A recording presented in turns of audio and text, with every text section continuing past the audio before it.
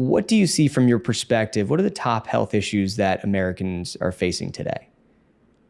Well, look, we have many health threats on the horizon in terms of infectious disease, mental health challenges, chronic illnesses, environmental health challenges.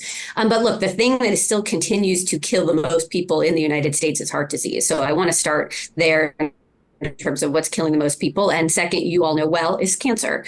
So those are things we absolutely need to continue to focus on, fight, particularly on the heart disease side, where we know that there are ways we can cut down folks' risk. Same thing with cancer. And in terms of doing things, this is where luckily vaccination and cancer risk can, play a really important connection, whether that's, HPV vaccine, which my young daughters just my daughters are 10 and 12 just got, right? So how are we thinking about cancer prevention across the life cycle?